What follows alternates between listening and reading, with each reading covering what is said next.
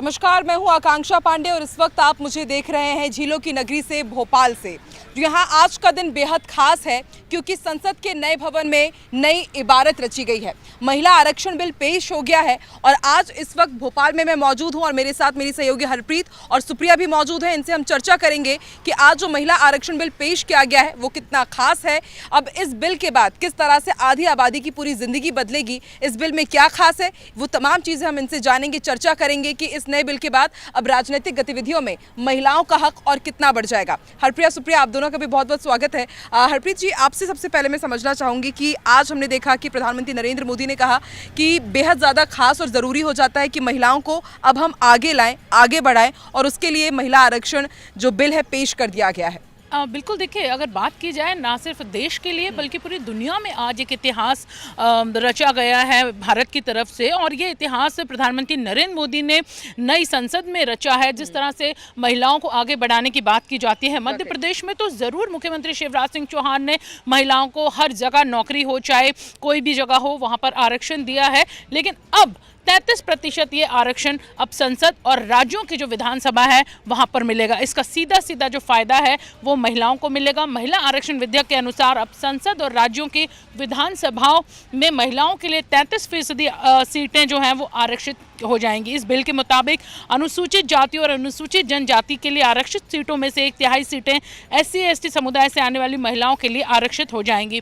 इन सीटों को अब अगर बात की जाए तो राज्यों और केंद्र शासित प्रदेशों में अलग अलग क्षेत्रों में रोटेशन प्रणाली से आवंटित किया जाएगा। तो बेहद खास दिन एक महिलाओं के लिए है और ना सिर्फ महिलाओं बल्कि पूरे देश के लिए है। आकांक्षा, बिल्कुल। सुप्रिया, देखो, बहुत छोटी उम्र तुम्हारी भी है और इतनी बड़ी खबर मिलना कि महिला आरक्षण बिल, जिसे नारी शक्ति वंदना अधिनियम के नाम से हम जान रहे हैं, तो देखो, नारी है, अब सशक्तिकरण भी हो रहा है। और अभी तक हम देखते आए हैं कि हर फील्ड में महिलाएं आगे हैं, लेकिन राजनीति में उतने बढ़ चढ़ के नहीं आ पाती है। तो आपको लगता है क्या कि अब इससे वाकई बदलाव होगा और किस तरह का बदलाव होगा, जरा वो भी बताइए।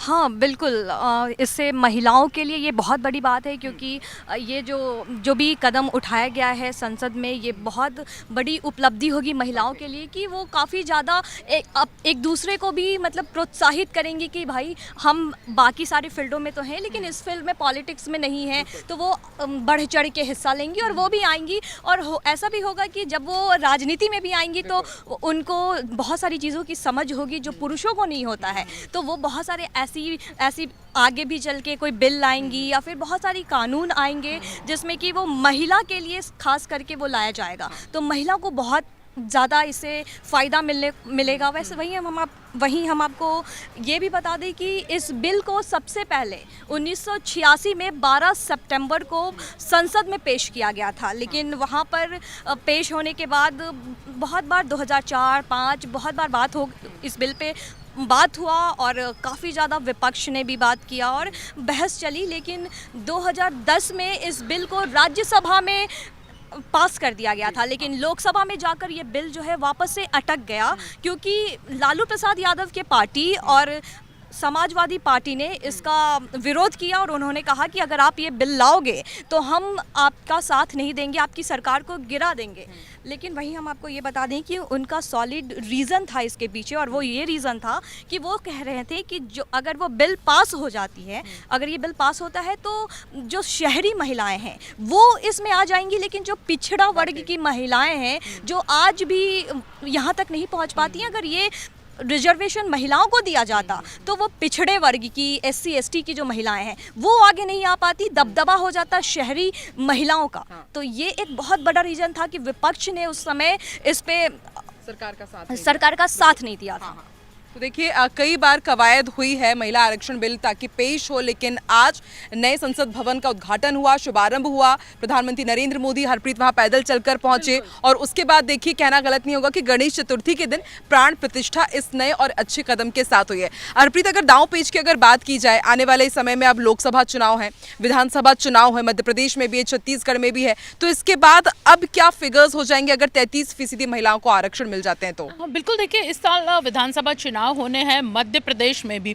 तो खास बात यह है कि जिस तरह से आज इस बिल को पास कर दिया गया है, लेकिन संशय की स्थिति मध्य प्रदेश में अभी बनी हुई है कि क्या इस बिल का इम्प्लीमेंट मध्य प्रदेश में जो विधानसभा चुनाव है उसमें किया जाएगा या फिर 2024 के लोकसभा चुनाव में इस बिल का इम्प्लीमेंट किया जाएगा, और जो 33% आरक्षण की बात महिलाओं के लिए की जा रही है उसका फायदा उन्हें कब मिलेगा, इस पर फिलहाल संशय की स्थिति है। तो मध्य प्रदेश विधानसभा की बात की जाए, चुनाव की बात की जाए या फिर लोकसभा चुनाव, तो इसके लिए अभी फिलहाल थोड़ा इंतजार करना पड़ेगा। लेकिन फिलहाल अगर बात की जाए तो एक बेहद अच्छी खबर आज महिलाओं के लिए है कि अब महिलाएं भी कंधे से कंधा मिलाकर सदन और संसद में बैठेंगी। चाहे संसद की बात हो, दिल्ली की बात हो, 181 सीटें अब जो हैं वो महिलाओं के लिए बिल्कुल रिजर्व की जाएंगी। और इसके साथ ही विधानसभा की अगर बात की जाए, मैंने खुद मध्य प्रदेश विधानसभा को कई बार कवर किया है। महिलाओं की जो संख्या है वो सदन में बहुत कम होती थी, और शायद यही वजह होती थी आकांक्षा कि जब कोई ऐसा मुद्दा महिलाओं से जुड़ा हुआ होता था तो उस पर पुरुष ज़्यादा बात करते थे, पुरुष ज़्यादा सवाल करते थे, क्योंकि महिलाओं की चूंकि संख्या कम है तो वो कम बात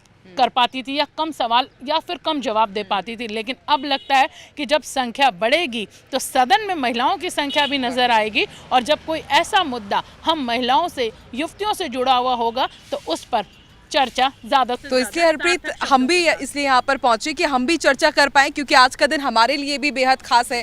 अगर कल को आप चाहे राजनीति में जाना, या फिर सुप्रिया चाहे, या इसकी कोई सहेली, या हम चाहें, तो अब हमारे पास एक पक्का रास्ता रहेगा कि हाँ हम जाना चाहते हैं, क्योंकि अब हमारे लिए आरक्षण भी रहेगा।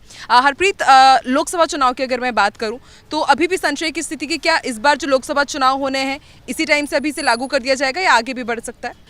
देखिए, प्रधानमंत्री नरेंद्र मोदी को एक शख्सियत, वैश्विक शख्सियत के रूप में जाना जाता है, नवाचार के रूप में जाना जाता है, बहुत जल्दी फैसले लेकर इम्प्लीमेंट के रूप में उनका नाम जो है वो जाना जाता है। हो सकता है कि विधानसभा चुनाव अभी कई राज्यों में है और इम्प्लीमेंट इस बिल का अगर होता है, हो चुका है, तो जल्द ही विधानसभा चुनाव में इसका मौका जो है वो महिलाओं को मिले। जो आरक्षण की बात यहाँ पे की जा रही है उसका जो फ़ायदा है वो महिलाओं को मिले। लेकिन अभी भी संशय की स्थिति, जैसा कि मैंने पहले भी कहा कि क्या विधानसभा या फिर लोकसभा चुनाव जो 2024 में हमारे देश में होने हैं, क्या इसका फ़ायदा, इस बिल का फ़ायदा महिलाओं को लोकसभा या फिर विधानसभा, तो फिलहाल संशय की स्थिति है। लेकिन जब भी इसका फ़ायदा मिलेगा, भरपूर फ़ायदा मिलेगा, और बड़ी संख्या में सदन में अब हमें महिलाएं नजर आएंगी। और आज हरप्रीत ये भी बोला प्रधानमंत्री नरेंद्र मोदी ने कि कई बार पिछली सरकारों ने कोशिश की, कई बार, जैसे कि सुप्रिया बता रही थी कि बिल राज्यसभा में तो पेश हो गया लेकिन लोकसभा में उसका पेच अटक गया था, और उन्होंने कहा कि शायद आज इस पुण्य काम के लिए गणेश जी ने मुझे ही चुना है। और देखिए, आज ये पुण्य काम हो चुका है, लोकसभा में पेश हो चुका है, और अब देखते हैं कि आगे क्या प्रक्रिया रहेगी। सुप्रिया, आप जरा समझाइए, मध्य प्रदेश विधानसभा की हम बात करते हैं क्योंकि बस अब चुनाव के मुहाने में मध्य प्रदेश खड़ा है, विधानसभा चुनाव है, तो अभी यहाँ पर महिला विधायकों की क्या स्थिति है, कितनी संख्या है, और अब आगे जाकर के इनकी संख्या कितनी हो जाएगी, और जो मध्य प्रदेश की महिलाओं से जुड़े हुए मुद्दे हैं किस तरह से अब वो उठेंगे? महिलाओं के लिए 33% आरक्षण का रास्ता साफ होने के बाद मध्य प्रदेश सहित 5 राज्यों में होने वाले जो विधानसभा चुनाव हैं उन पे काफ़ी ज़्यादा असर देखने को मिलेगा। जैसे इसी चुनाव में 33% के हिसाब से अगर रखते हैं तो 230 में से 76 महिला विधायक जो हैं विधानसभा तक पहुंचेंगी। तो अभी प्रदेश में 21 महिला विधायक हैं, इनमें से 11 भाजपा और 10 कांग्रेस और एक मात्र बसपा से हैं।